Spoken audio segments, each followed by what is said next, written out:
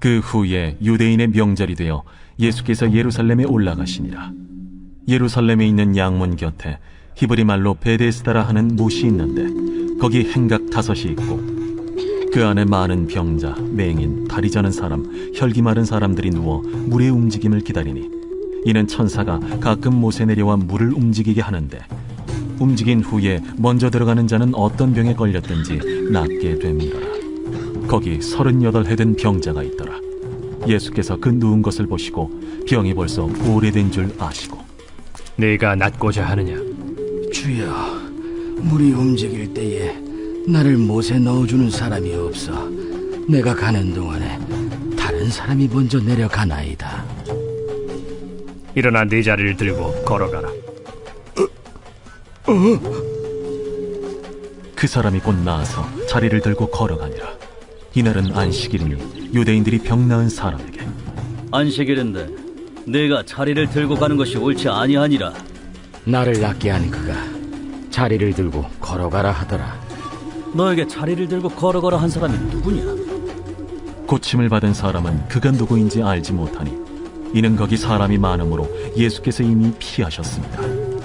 그 후에 예수께서 성전에서 그 사람을 만나 이르시되 보라, 네가 나았으니 더 심한 것이 생기지 않게 다시는 죄를 범하지 말라.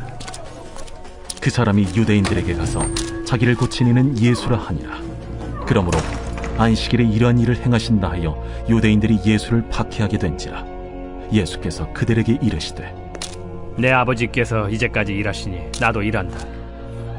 유대인들이 이로 말미암아 더욱 예수를 죽이고자 하니 이는 안식일을 범할 뿐만 아니라 하나님을 자기의 친아버지라 하여 자기를 하나님과 동등으로 삼으심이라라. 그러므로 예수께서 그들에게 이르시되 내가 진실로 진실로 너희에게 이르노니 아들이 아버지께서 하시는 일을 보지 않고는 아무것도 스스로 할 수 없나니 아버지께서 행하시는 그것을 아들도 그와 같이 행하느니라. 아버지께서 아들을 사랑하사 자기가 행하시는 것을 다 아들에게 보이시고 또 그보다 더 큰 일을 보이사 너희로 놀랍게 여기게 하시리라.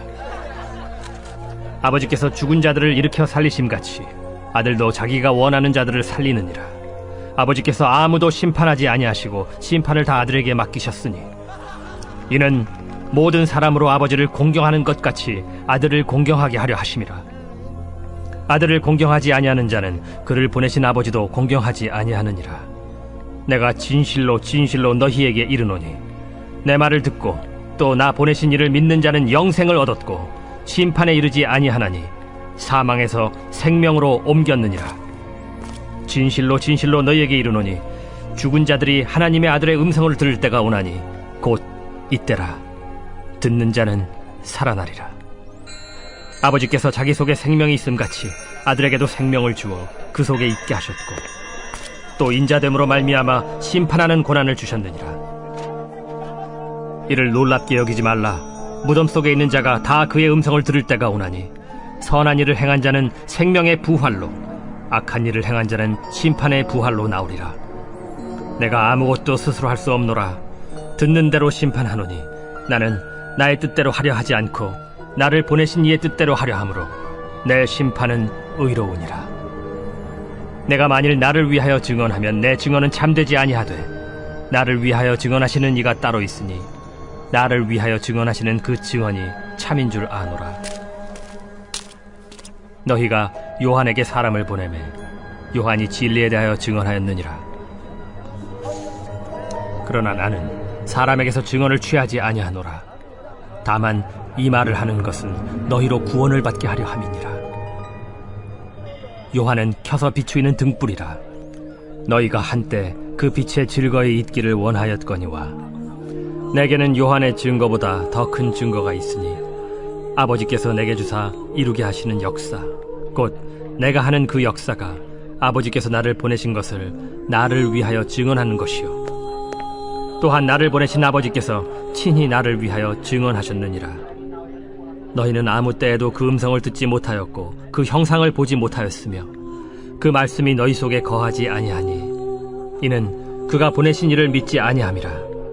너희가 성경에서 영생을 얻는 줄 생각하고 성경을 연구하거니와 이 성경이 곧 내게 대하여 증언하는 것이니라.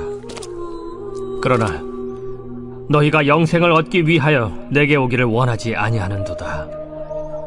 나는 사람에게서 영광을 취하지 아니하노라. 다만 하나님을 사랑하는 것이 너희 속에 없음을 알았노라. 나는 내 아버지의 이름으로 왔음에 너희가 영접하지 아니하나 만일 다른 사람이 자기 이름으로 오면 영접하리라. 너희가 서로 영광을 취하고 유일하신 하나님께로부터 오는 영광은 구하지 아니하니 어찌 나를 믿을 수 있느냐? 내가 너희를 아버지께 고발할까 생각하지 말라. 너희를 고발하는 이가 있으니 곧 너희가 바라는 자 모세니라. 모세를 믿었더라면 또 나를 믿었으리니 이는 그가 내게 대하여 기록하였음이라. 그러나 그의 글도 믿지 아니하거든 어찌 내 말을 믿겠느냐? 할렐루야, 여의도 복음 분당교회 우리 믿음의 성도님들, 오늘 하루도 행복하고 평안한 하루 보내셨습니까? 코로나19 상황이 점차 좋아지지 않고 있는 상황 가운데서도 믿음으로 기도하시며 예배하시며 나아가시는 우리 성도님들의 삶 가운데 하나님의 은혜와 축복이 넘치게 있을 줄로 믿습니다. 오늘 우리가 함께 읽으신 본문은 요한복음 5장이었습니다. 요한복음 5장에서 우리가 가장 익숙하고 잘 알고 있는 본문은 베데스다 연못 사건이 아닐까 생각되어집니다. 저도 오늘 이 본문을 가지고 우리 성도님들과 함께 은혜를 나누고자 합니다. 오늘 말씀에서 예수님은 예루살렘으로 올라가셨다라고 말씀하고 있습니다. 그런데 그곳에는 양문이라는 곳 곁에 베데스다라 하는 못이 있는데 그곳에는 각종 병자들이 있었다라고 성경은 이야기하고 있습니다. 그런데 당시에 양문이라는 곳은 유대인들과 상류층 사람들에게는 긍정적인 장소가 아니었습니다. 왜냐하면 이스라엘 사람들이 예루살렘으로 올 때에 제물을 갖고 왔었는데 그 양을 마지막으로 씻기는 곳이 양문이었습니다. 또한 병자들은 당시에 죄인 취급을 받았기 때문에 유대인들과 상류층 입장에서는 그 장소는 정결하지 못한 장소로 인식되는 곳이었습니다. 근데 예수님께서는 그럼에도 불구하고 이곳을 지나가고 계셨다는 것입니다. 이때 예수님은 38년 된 병자를 만나십니다. 그리고 그 병자를 보시고 이렇게 질문을 하십니다. 내가 낫고자 하느냐라고 말입니다. 근데 이 병자는 그동안에 많은 상처를 받았는지 많은 아픔이 있었는지 예수님의 물음에 내가 낫고 싶습니다. 낫기를 원합니다. 라고 대답을 했던 것이 아니라 어떠한 사람도 자신을 베데스다 연못에 넣어주지 않습니다. 라고 대답을 합니다. 이때 예수님께서 뭐라고 말씀하시냐면 내 자리를 들고 걸어가라 라고 말씀을 하고 계십니다. 이때는 안식일이었다고 성경에서는 이야기합니다. 이때 유대인들은 병 나은 이 사람에게 뭐라고 말을 하냐면 안식일인데 내가 자리를 들고 가는 것이 옳지 못하다라고 이야기합니다. 그래서 유대인들의 두 가지 잘못된 신앙관을 가지고 있는 것을 우리가 알 수 있습니다. 첫 번째로는 그들의 신앙에는 그들의 믿음에는 사랑이 결핍되어져 있었다라는 것입니다. 왜냐하면 당시에 38년 동안 한 곳에서 누워 있었다고 한다면 그 지역 사람들과 대부분의 사람들은 그 병자를 알고 있었을 것입니다. 근데 하루아침에 그 사람이 걸을 수 있었다는 것은 사람들에게 축하받을 일이고 사람들에게 위로받을 일이었을 것입니다. 하지만 유대인들은 축하했다라는 위로했다라는 말은 성경에 그 어디도 등장하지 않고 이 병자를 정죄하는 모습만 나오고 있습니다. 두 번째로 유대인들의 잘못된 것들은 무엇이었냐면 그릇된 신앙을 갖고 있었다는 것입니다. 당시의 율법에 안식일에 자리를 들고 가는 것, 즉 한 장소에서 다른 장소로 무엇인가를 옮기는 것에 대해서 금지하는 율법은 없었습니다. 다만 이 율법을 잘 지키기 위해서 유대인들이 자신들 나름대로의 조항을 만들어 놓은 곳이 있는데 이 조항을 지키지 않은 것에 대해서 유대인들이 이 병자에게 나무라고 있었다는 것입니다. 한마디로 존재하지 않은 율법에 대해서 다른 사람들에게 책망하고 비판하고 정죄하는 모습이 유대인들 사이에서 있었다라는 것입니다. 그래서 우리가 한 가지 생각해보고 고민해볼 필요성이 있는 것이 있습니다. 이것은 무엇이냐면은 유대인들은 영혼에 대한 왜 사랑이 없었고 그릇된 신앙관을 가질 수밖에 없었는가라는 것입니다. 사실 이 유대인들의 신앙적 열심은요, 그 누구보다도 더 열심이었고 누구보다 더 열정적이었습니다. 하지만 그들의 삶은 이 신앙관을 가지고 열심으로 살아가기 위해서 하나님이 원하시는 신앙관을 가지는 것을 버린 사람들이었습니다. 어찌 본다면 하나님의 뜻을 위한다기보다도 자신들의 열심을 자랑하기 위해 급급한 신앙관이었다는 것입니다. 신앙적 열심을 갖는 것은 너무나 중요합니다. 하지만 신앙적 열심이 잘못된 방향으로 가고 있다고 한다면 오늘과 같은 결과를 만들 수 있습니다. 우리 성도님들은 어떠한 삶을 살고 계십니까? 또 어떠한 신앙관을 갖고 계시고 얼마만큼의 열심을 갖고 있습니까?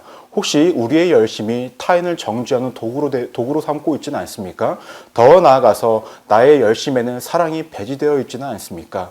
혹시 우리의 삶이 열심은 있지만 그리스도의 사랑이 우리 안에 없고 나의 열심이 누군가의 비교를 통하여서 우위를 점한다고 생각되어지고 있다면 우리는 당시에 유대인들과 다르지 않는 삶을 살고 있다는 것입니다.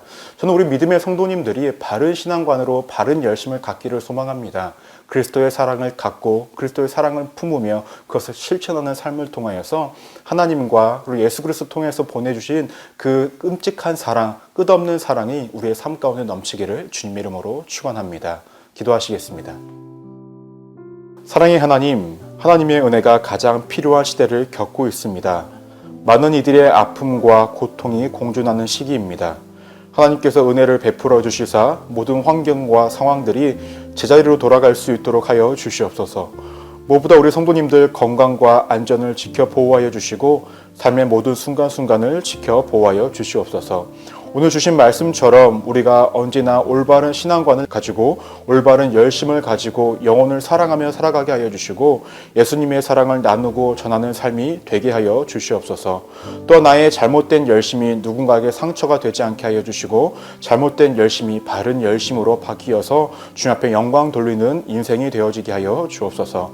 그렇게 인도하실 하나님께 감사드리며 살아계신 예수 그리스도 이름으로 간절히 기도드립니다. 아멘.